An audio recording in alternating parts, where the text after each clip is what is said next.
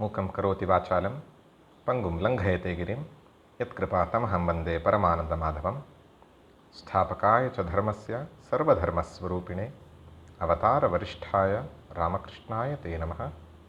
रत्नाकराद्धौतपदां हिमालयकिरीटिनीं ब्रह्मराजर्षिरत्नाढ्यां Vande भारतमातरं।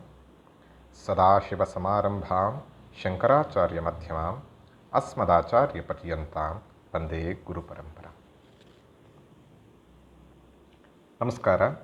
Welcome everyone to this unique course called The Stories from the Upanishads, Lessons for a Meaningful Life. We are on the third day of this course.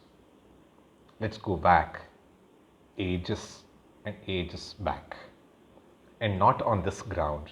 Let us imagine a place which is imaginary for most of us, or we could have had an idea of how it could be, called heaven. So this is an incident that happened in heaven. Now imagine a day where there was a fierceful fight between two categories of people, two categories of jivas. And what was the motive of the war? And the war was only to take over control over the whole three worlds. One group want to take over the control so that they can protect the three worlds, and those jivas are called the Devatas. And the other category of people who want to take over the rulership, they want to rule over it. They want everything for themselves, and they want to take the nature as per their wish. So that's why they want to rule it, and those people are called Asuras. So a fierceful fight happened using the Astras, Shastras, the Chaduranga Sena that they had. So it was a fierceful battle where it created a damage on both the armies. Finally, decisively, the Devas won over the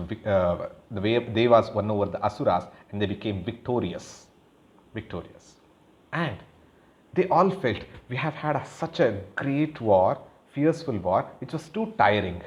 Now, should we not have a party to celebrate our victory?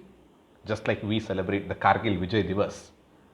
Similarly, they wanted to have a day dedicated for the celebration of the victory.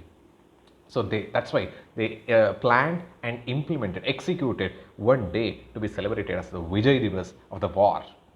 They won over the war against the Asuras.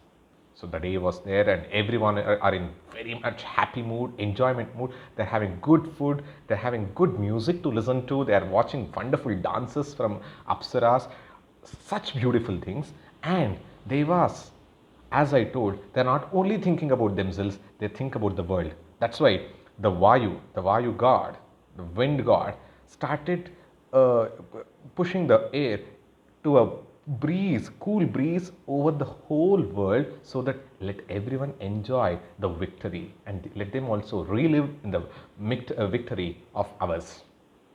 The thunder god, Indra, he started to rain. He sent a message to the clouds to pour rains on this earth. It should be a cool, and there should be vegetation, which shows the victory of Devas over Asuras.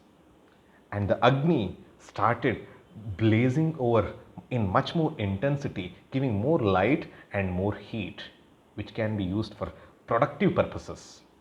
So in such a way, the whole scene is beautifully carved, where they are enjoying for themselves and they are bringing peace and prosperity to the three worlds. All these things are happening, and in between, when there was a get together of all the Devas, they started telling, we won the war, and it is because of our leader. He killed so many Asuras. He killed such and such a fierceful Asura. Because of him, because of our leader, this victory was ours. Otherwise, we couldn't have been victorious.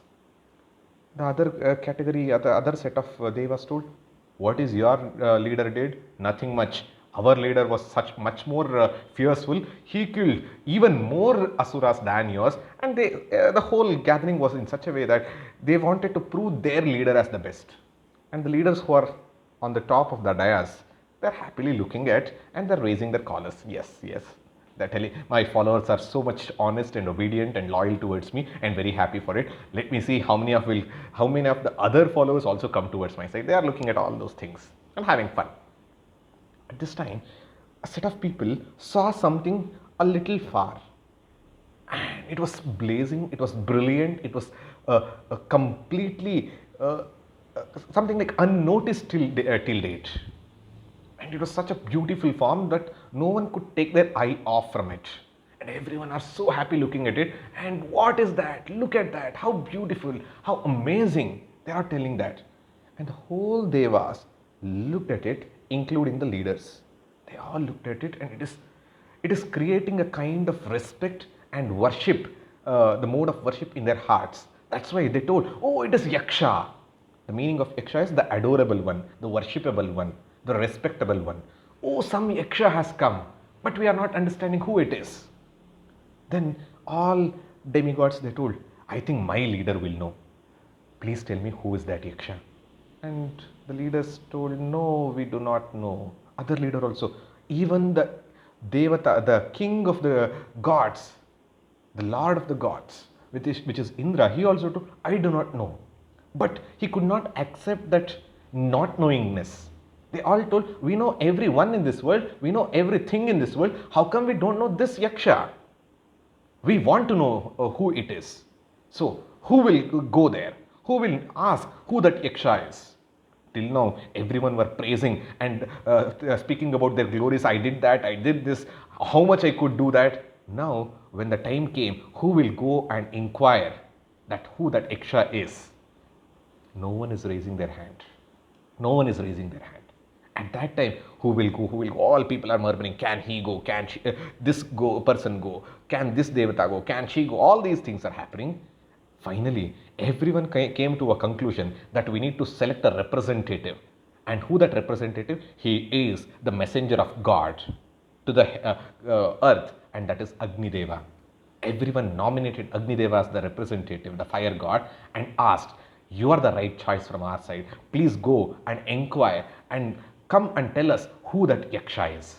And Agni was very proud that everyone has understood who is more important in this group.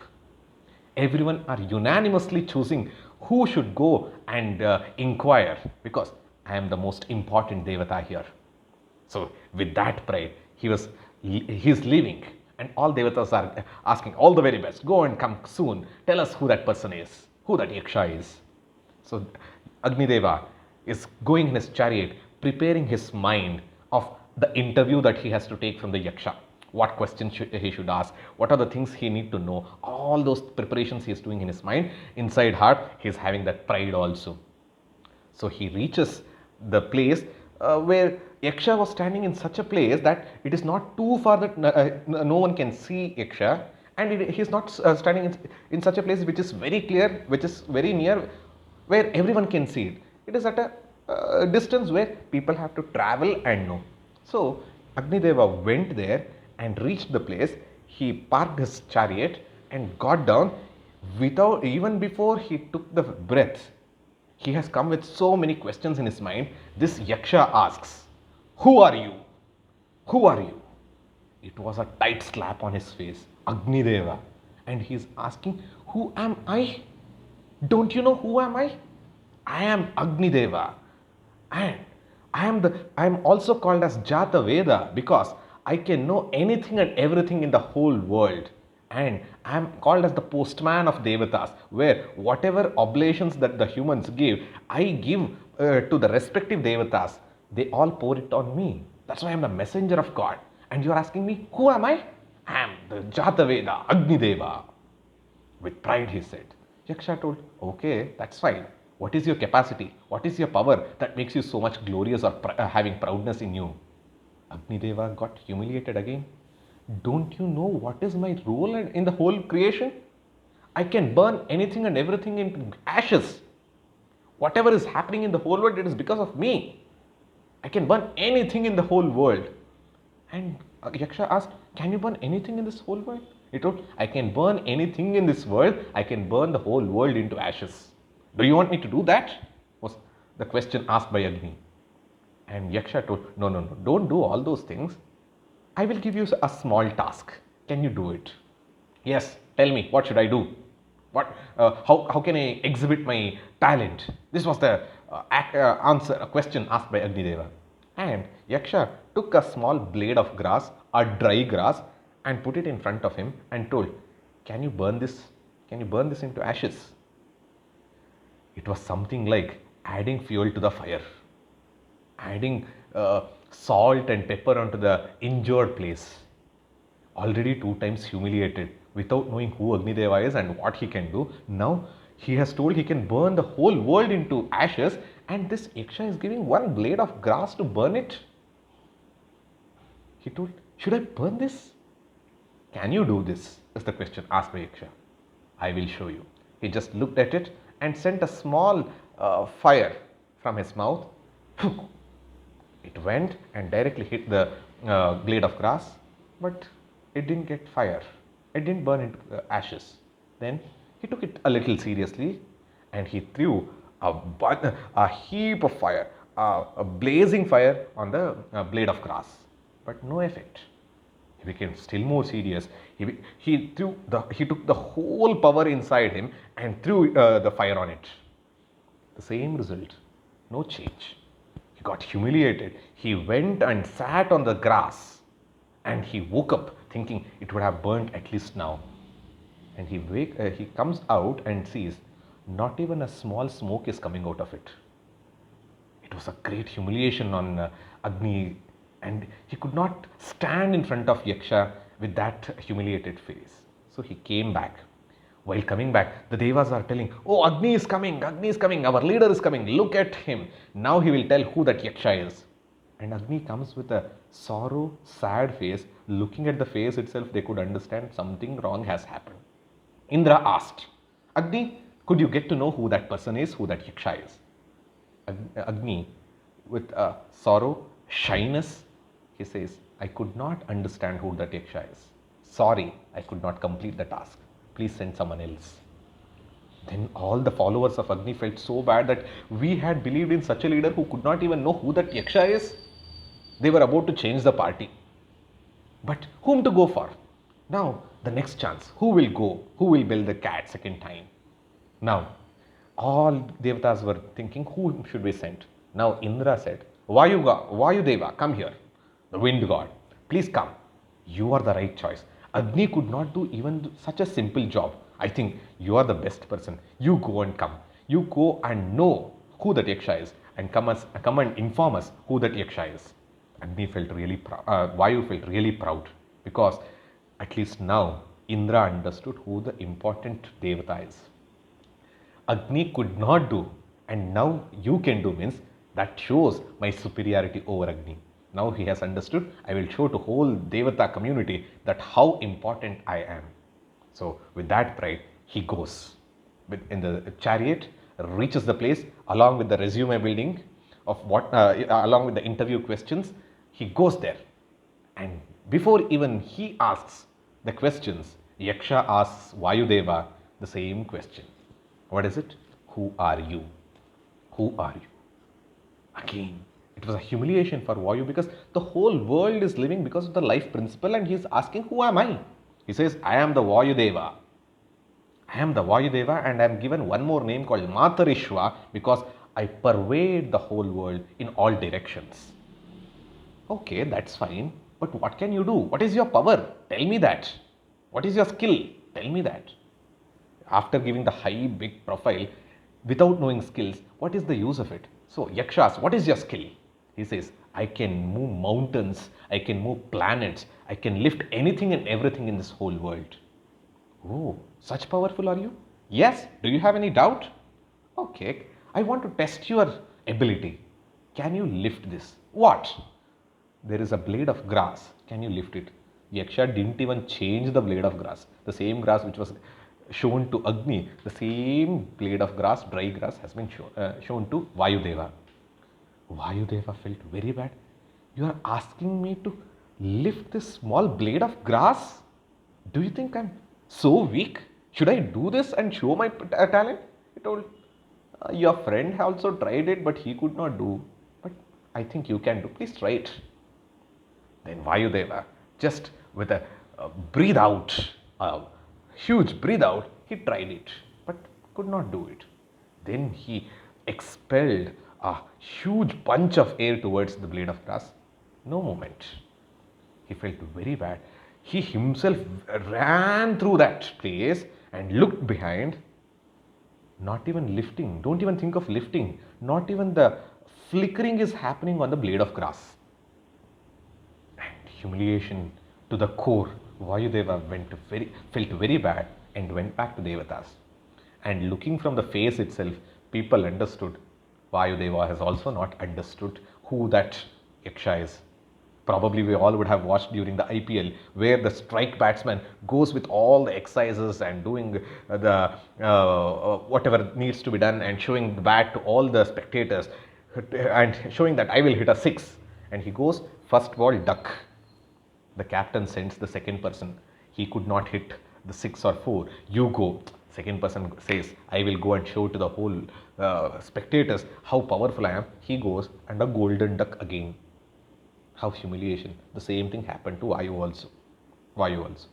Now everyone were thinking, whom to send? Whom to send? And Indra is searching for the right person, and all Devatas told, why are you searching for any other person? You yourself are the king of Devatas. You go and come. These people could not do. Indra also felt, yes, even for such a menial thing, these gods, so-called gods, they could not know what this Yaksha is, who this Yaksha is. Let me go. You're all useless. I will go. More power, it should be more knowledge. But more power, more arrogance and more pride came. And we all know pride has a fall.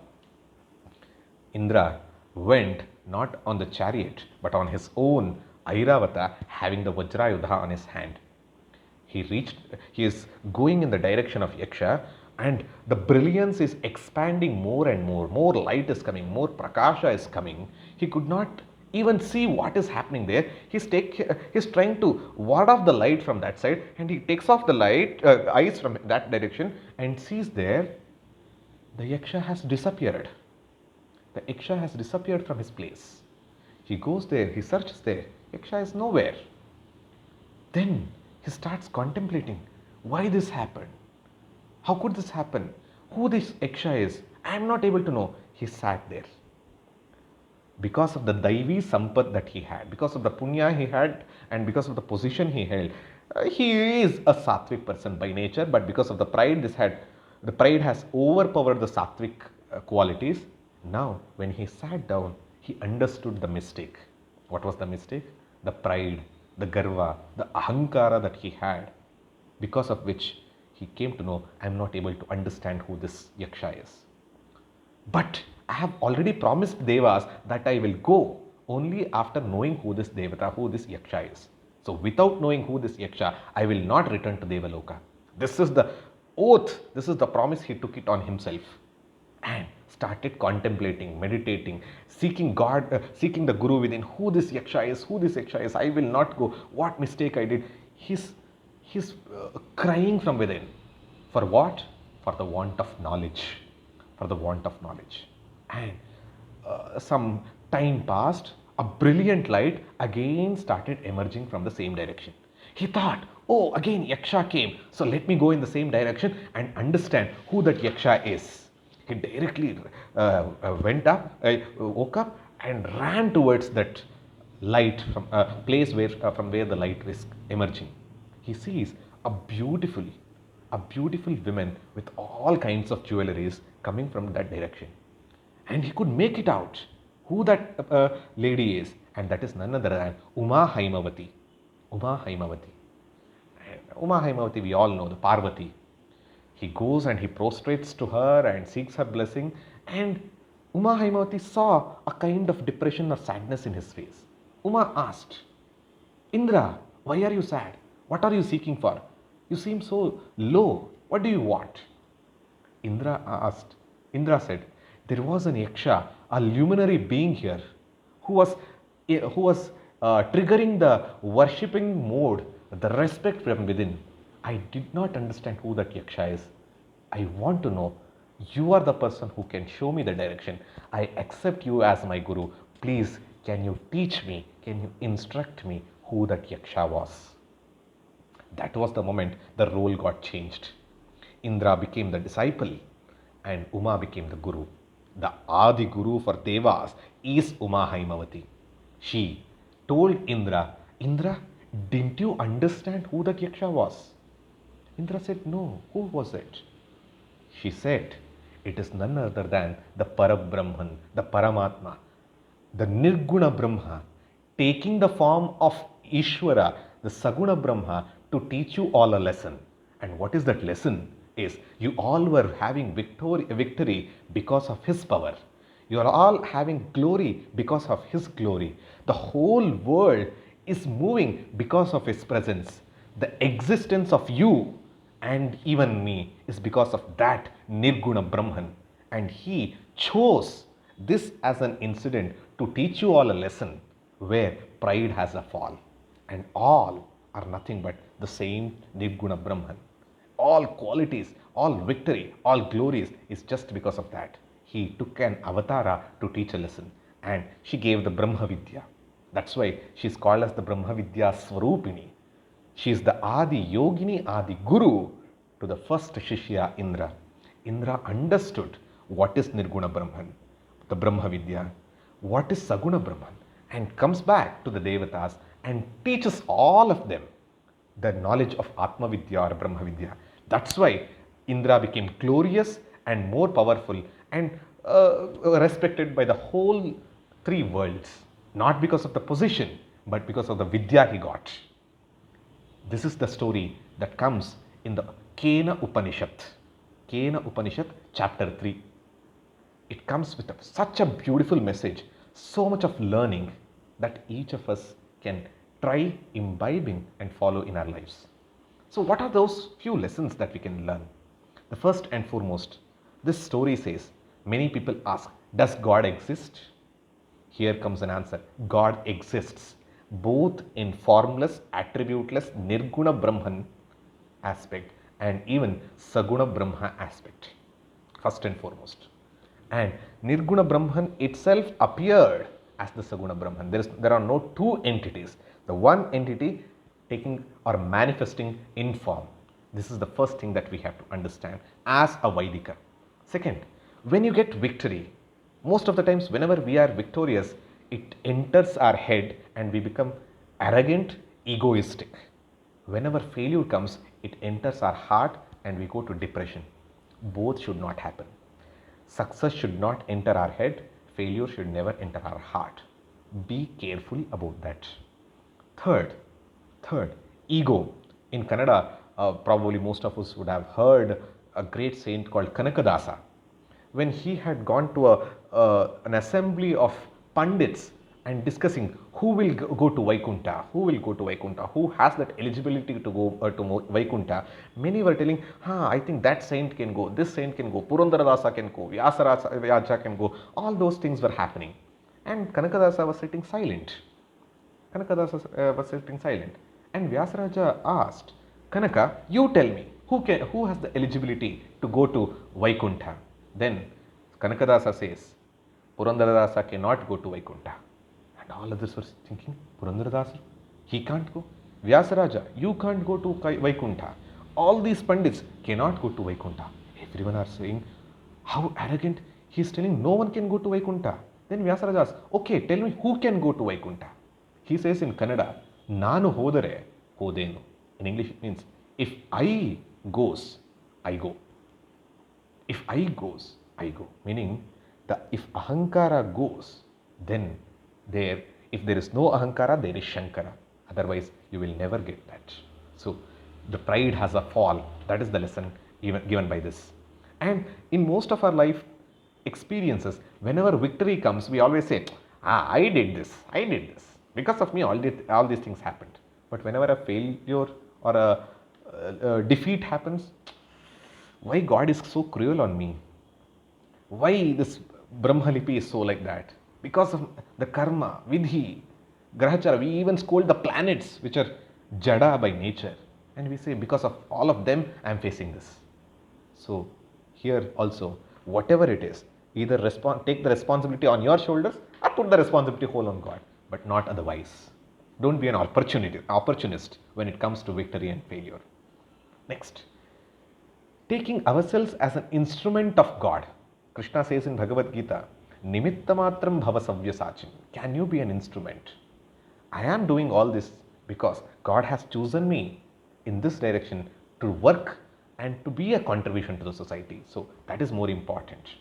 And don't underestimate others without knowing the strengths. Here, all devatas, without knowing who the Yaksha is, they started underestimating. They started telling their profile. The resume building happened and told who they went and asked, who are you? Without knowing who that Yaksha is, how powerful it is. In our life also, many a times we underestimate our competitors or our neighboring people. So try to understand they also have some capabilities. And this story is an antidote to jealousy, because most of the time when someone else is prospering in life, we always say, why that person is moving ahead in life? I am not able to go, but why is he progressing in life? Jealousy is the bane of this whole world. But if we understand the true meaning of this, Krishna says in Bhagavad Gita, Vibhuti Yoga, Yadyad Vibhuti Matsatvam Srimadurjitameva Tattadeva Gachantam Mamatejomsha Sambhavam. Whatever glories you see, it is nothing but my glory. If you understand, if someone is progressing, you appreciate it as the glory of God. You appreciate it as the glory of God. Instead of getting the jealousy, you start appreciating, which is a Daivi Sampat, a divine quality. And when Yaksha asked, who are you? Agni or Vayu, both of them started narrating their position, what they can do, the efforts and all those things. But when Yaksha asked, who are you? If they had thought about themselves, who truly am I? If they had got an answer, they could have answered. Otherwise, if they had asked a question to Yaksha himself, I am not able to understand who am I. Can you please teach? Yaksha would have taught them the Brahmavidya himself. When you are asked, who are you? All your possessions, all your relationships, these are all incidental properties. But what is your true nature? What is your true nature? That is nothing but consciousness, existence, bliss absolute, the Satchidananda Swarupa. If we can appreciate it, know it, and transact as per it, then the life will be much more meaningful. And Yaksha is considered as the first avatara in the whole Upanishadic lore, because he came, the Nirguna Brahma appeared as the Saguna Brahma and taught the whole Devatas. So he is called as the first avatara, and Uma is called as the first guru for these Devatas. And one more important point is, Yaksha appeared and disappeared. Here, one more important point that we need to understand is, when we are spiritual, we seek experiences, mystical experiences, divine visions. But we need to understand, those are also momentary. All visions, all experiences are going to last. They will be going away from your experience in one time or the other time. That's why people say, I had samadhi, I was happy. Now that means they are not happy. I saw Krishna. Now they are not seeing Krishna. Here, that is the reason in this Upanishad itself says, the vision is something like a lightning.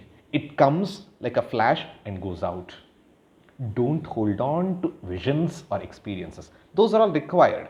Fine, appreciate it, have it. But that is not the end. Knowledge is the end, not the experience. Knowledge of who you are, knowledge of what reality of the world is, knowledge of what God exactly is. That is the thing that we need to know, and that is long lasting. That is long lasting, that is permanent. So, with this story, Devas also, though having Daivi Sampats, divine qualities, sometime they acquired the Asuri qualities of pride, ego, and all those things, and they failed to appreciate the divine in the whole world. So, what we should do? Let us adopt, let us have the humility, appreciate the glories in each and every aspect of our nature, let go our ego, let us have passion towards learning and seek knowledge from a guru, and let us become free. With that, let us conclude the session with a Shanti Mantra. Purnamadah Purnamidam Purnat Purnamudachyate Purnasya Purnamadaya Purnameva Vashishyate. Om Shanti Shanti Shanti.